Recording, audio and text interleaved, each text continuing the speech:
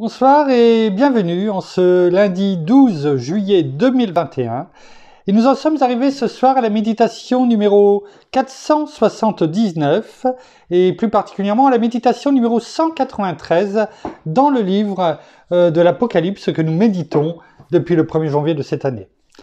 Avant de poursuivre dans notre méditation du jour, prions.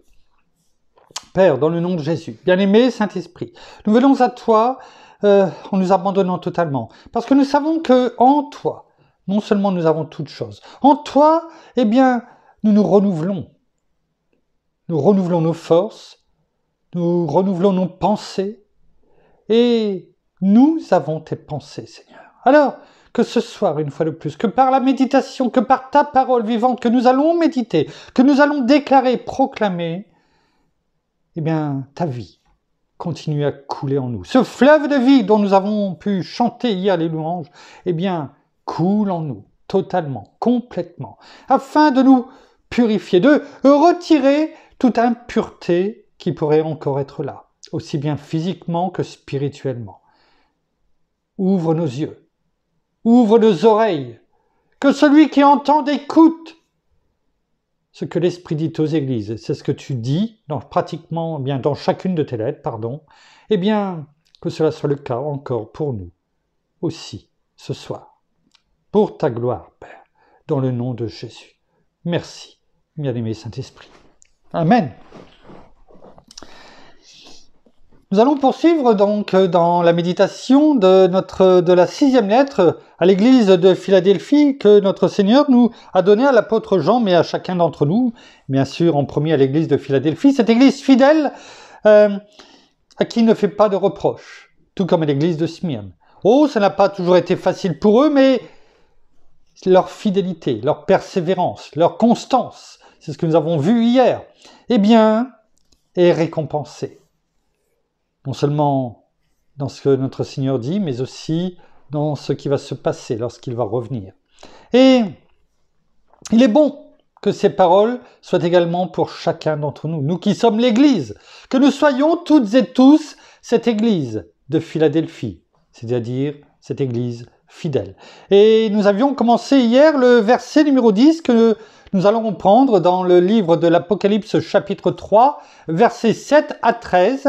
Et nous sommes dans l'étude et la méditation du verset numéro 10. Il est écrit « Parce que tu as gardé la parole de la persévérance en moi, je te garderai moi aussi de l'heure de l'épreuve qui va venir sur le monde entier pour éprouver les habitants de la terre. » Et nous étions hier, eh bien, dans cette première partie de ce verset 10, « Parce que tu as gardé la parole de la persévérance en moi. » Nous allons eh bien, continuer à le méditer et à voir ce que dit la parole. Hier, on n'avait pas eu le temps de le faire parce que cela nous aurait amené beaucoup trop loin.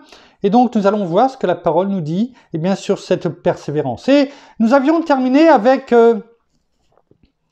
ce que la parole nous dit finalement dans Marc chapitre 10. On peut le prendre, hier on ne l'avait pas pris et il est bon que la parole vienne fortifier ce que notre bien-aimé Saint-Esprit nous donne à dire, parce que je ne doute aucunement que c'est lui qui conduit toutes choses, car si ce n'était que moi, eh bien, il y a bien longtemps que nous aurions sûrement arrêté de faire ces méditations. Alors merci, bien-aimé Saint-Esprit, dans le nom de Jésus, pour ta gloire, Père, nous le faisons et nous persévérons. Et nous avions parlé de l'aveugle, Bartimée. Et je vous laisse aller revoir et écouter ce qui avait été médité hier. Et nous allons le reprendre, c'est dans Marc 10, versets 46 à 52. On va le lire. La parole, là encore, est claire sur ce que il a été dit hier, et cela va venir le conforter. Nous devons être persévérants, tout comme l'aveugle Bartimée. Écoutons ce que la parole nous dit. Chapitre 10 dans l'évangile de Marc, versets 46 à 52. Il est écrit « Ils arrivèrent à Jéricho », c'est-à-dire notre Seigneur, bien sûr, et tous les disciples qui étaient avec lui. Et lorsque Jésus en sortit avec ses disciples et une assez grande foule, un mendiant aveugle, Bartimée, fils de Timée, était assis au bord du chemin. Bartimée, ça veut dire fils de Timée. Et notons que c'est comme si que la parole, nous le disait 2 fois par son nom, Bartimée, qui veut dire fils de Timée, et qui reprend fils de Timée. Et notons, hier on avait parlé que, à cette époque, être aveugle, ce n'est pas plus facile aujourd'hui en étant aveugle, mais finalement un aveugle ne pouvait rien faire. Il n'avait, je dirais, son espérance de vie, entre guillemets, était limitée par rapport à aujourd'hui. Et notons, nous avions dit qu'il n'avait sûrement pas grand-chose, et la parole le confirme, on l'avait dit hier, la parole le confirme, la parole le dit, un mendiant aveugle. Ce n'était pas déjà réjouissant d'être aveugle, mais en plus il était mendiant. Il faisait la manche parce qu'il ne pouvait rien faire d'autre pour avoir quelques pièces, ou nourriture, en tout cas pour pouvoir survivre. Et nous avions dit qu'il y avait cette foi inébranlable. Il avait entendu parler de Jésus, c'est une évidence, et peut-être qu'il ne vivait que pour ça. C'est-à-dire un jour le rencontrer, le voir. Peut-être que on se dit, oui, mais un aveugle, comment va-t-il voir? Mais lui, il avait cette foi. Il savait que par la foi, il le verrait. Pour lui, c'était peut-être s'approcher de lui, mais il savait déjà ce qu'il allait lui dire, ce qu'il allait tout simplement lui demander. Et je vous renvoie sur ce que nous avons dit hier. Là, le plus important, c'est ce que la parole nous dit. Et verset 47, il est écrit, « Il entendit que c'était Jésus. » Vous voyez, on en a parlé hier. Ses autres sens étaient décuplés sûrement. Il l'entendit sûrement de loin, mais il entendit que c'était Jésus, celui qu'il attendait finalement, celui qu'il espérait voir. Il entendit que c'était Jésus de Nazareth.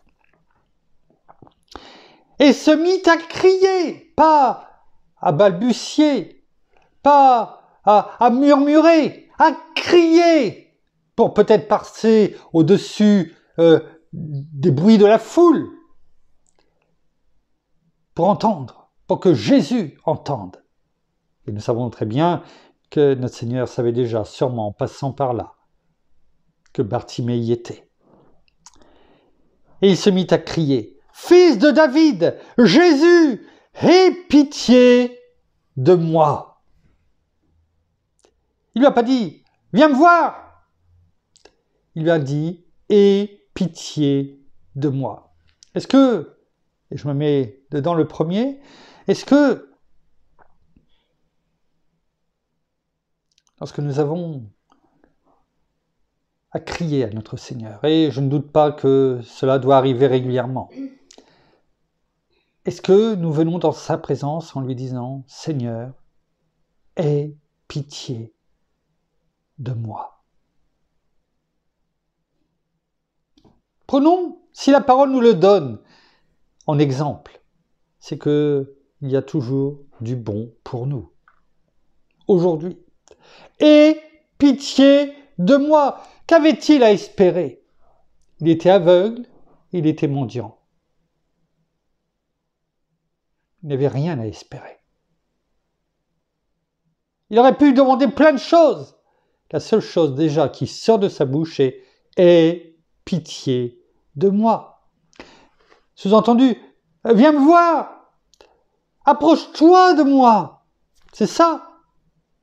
En tout cas, bien souvent, c'est ce que nous demandons. Non pas dans « Aie pitié de moi », mais viens, descends, viens me voir. Lisons la suite. Plusieurs lui faisaient des reproches pour le faire taire. On en a parlé hier. Mais il criait d'autant plus. C'est ça la persévérance. C'est cela que le Seigneur nous demande. Nous sommes ses ambassadeurs. Nous sommes sa voix, ses cordes vocales, comme le dit pasteur Jean-François Denis.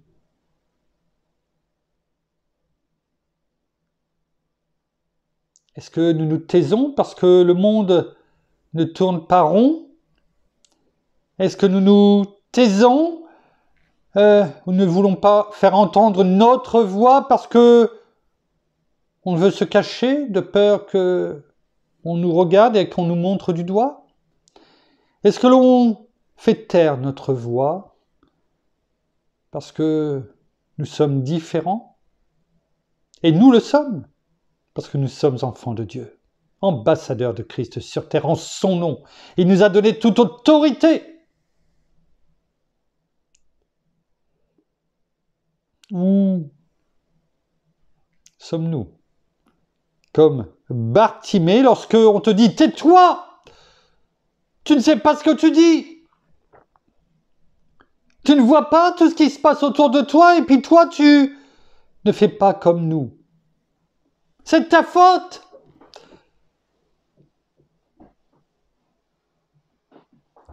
Et donc là, comment réagissons-nous? Nous taisons, nous baissons la tête, nous faisons l'autruche, nous tournons le dos et repartons chez nous, les mains dans les poches, un peu comme ces enfants qui, vous savez, tapent du pied dans le caillou, boudeurs. Où sommes-nous plutôt? Comme Bartimée. Comme Bartimée. Ou quand plusieurs lui faisaient des reproches pour le faire taire, eh bien, il est écrit « mais il criait d'autant plus, encore plus fort » et ça lui permettait de lui redonner, peut-être de redoubler de courage. Ouais, ressemblons à Bartimée, ce mendiant aveugle. Quelle leçon pour nous! Fils de David, aie pitié de moi! Verset 49. Jésus s'arrêta et dit, notre Seigneur, toujours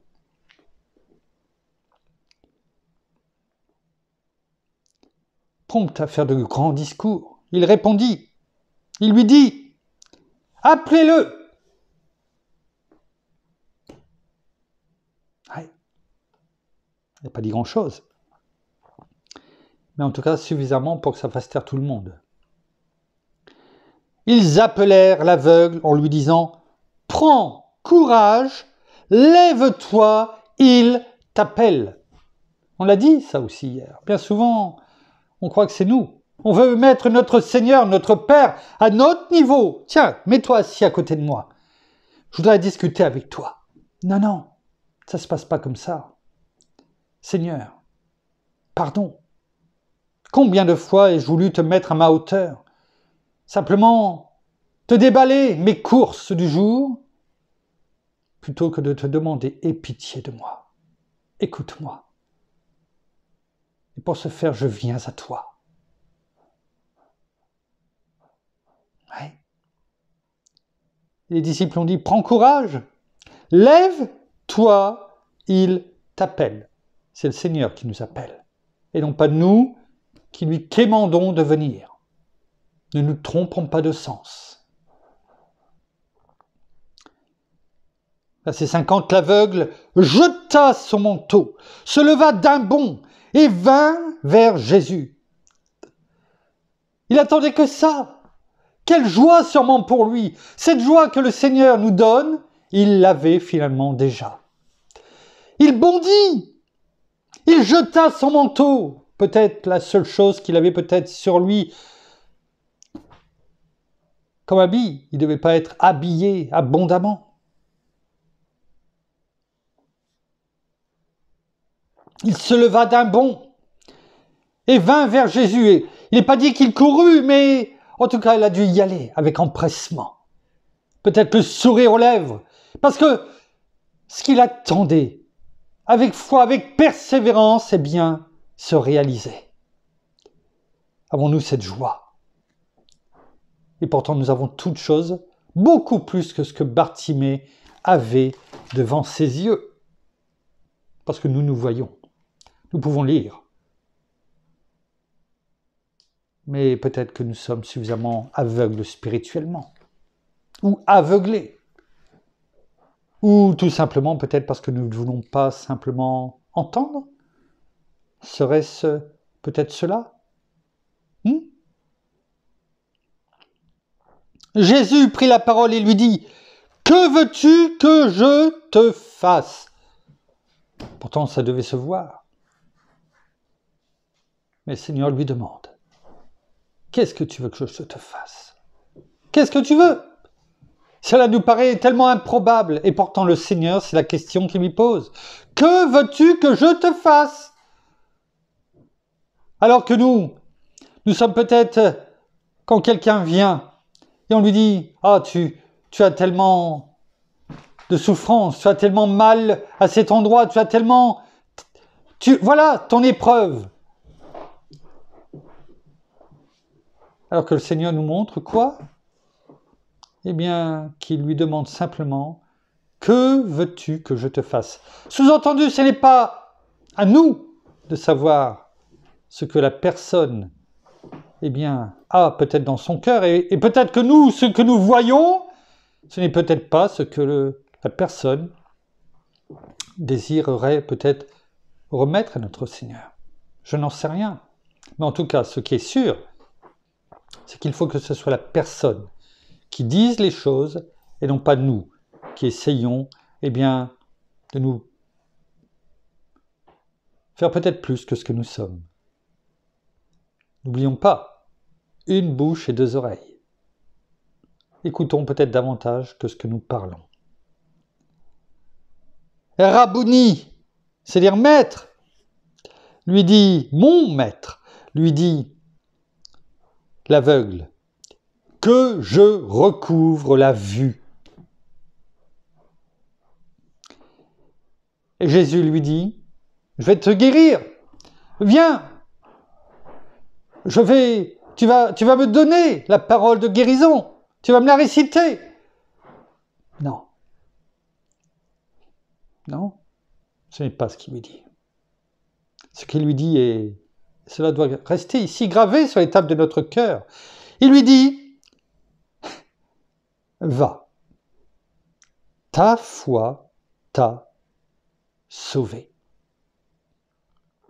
Va, ta foi t'a sauvé.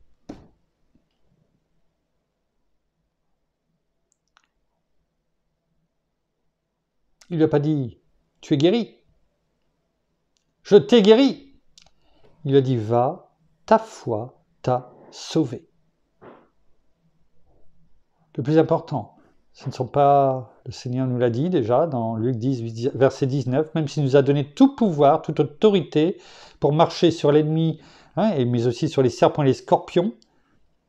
Mais il nous rappelle au verset 20 que le plus important, c'est que nos noms soient inscrits dans le livre de vie.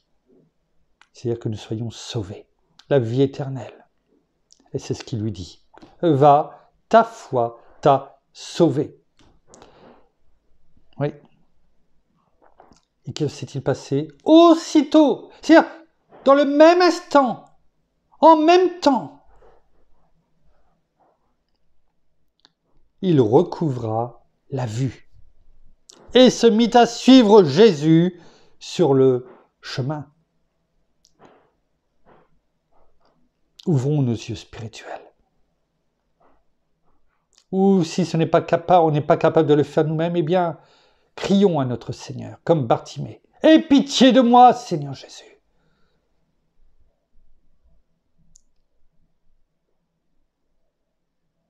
Ouvre mes yeux spirituels. Car c'est cette éternité que je veux passer avec toi. À tes côtés. Avec toi.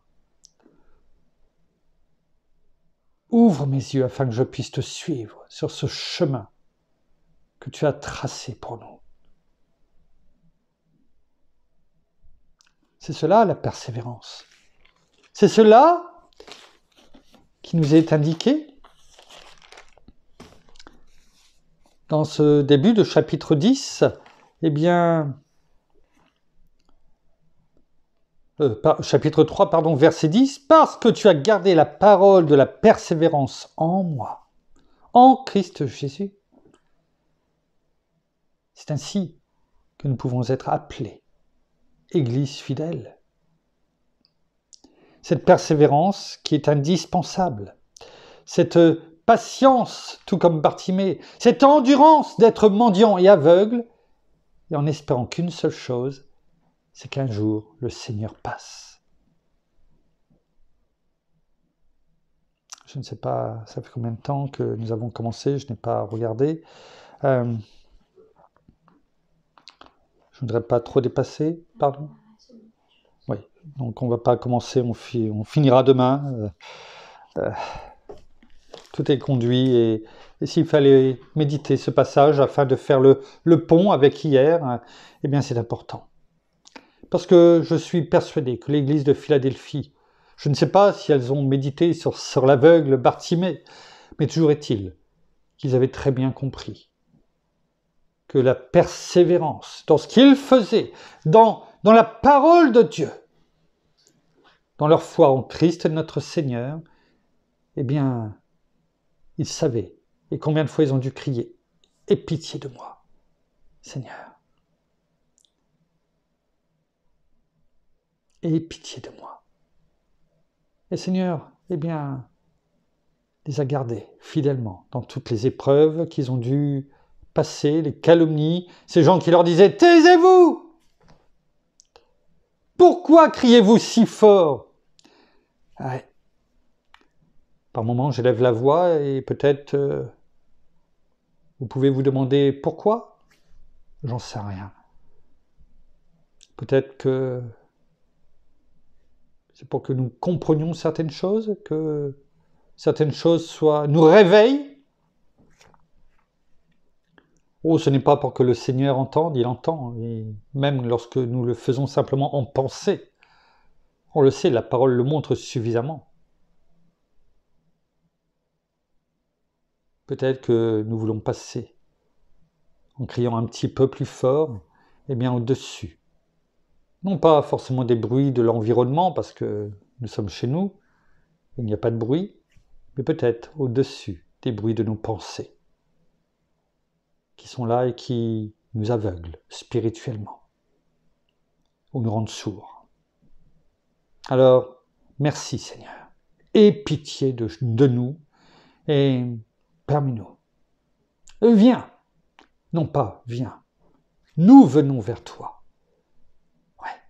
afin que tu nous redonnes eh bien, cette vie, cette vue spirituelle, afin que nous te suivions, sans détour, jour après jour. Merci, Père. Merci, Seigneur. Merci, bien-aimé Saint-Esprit. Nous terminons par les prières et je demande à mon épouse eh bien, de nous rejoindre.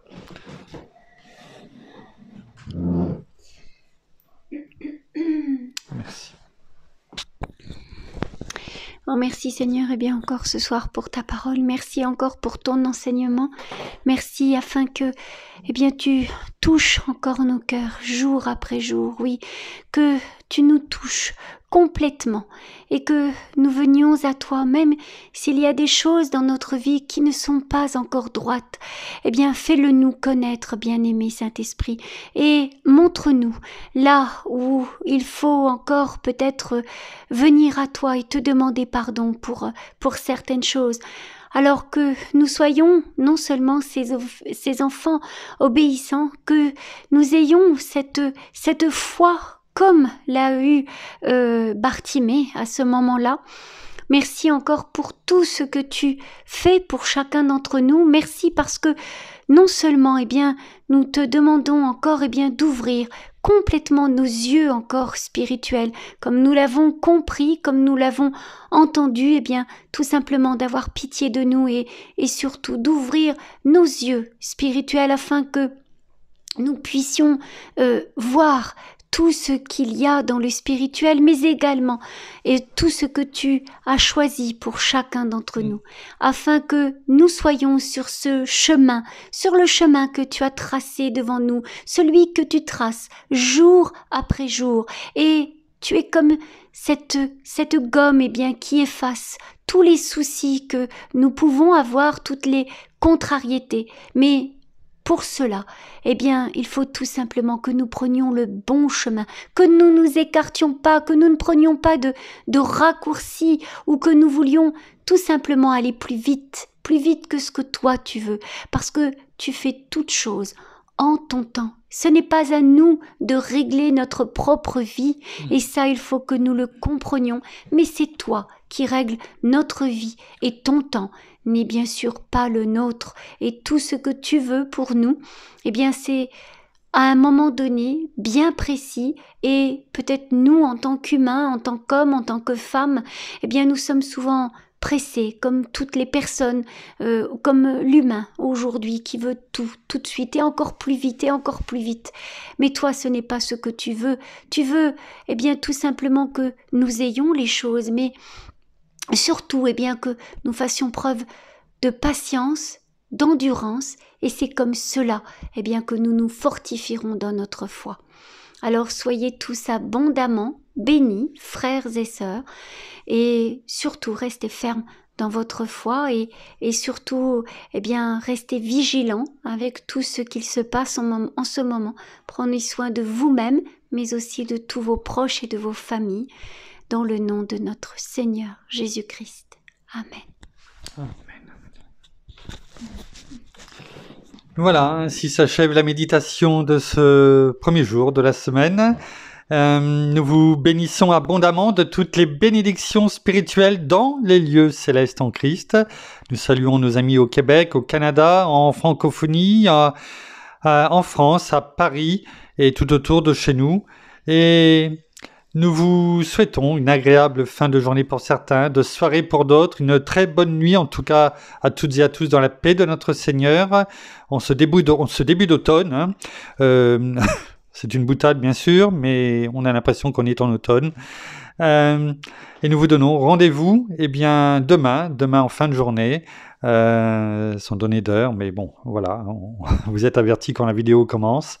Et en attendant, nous vous disons à demain et au revoir.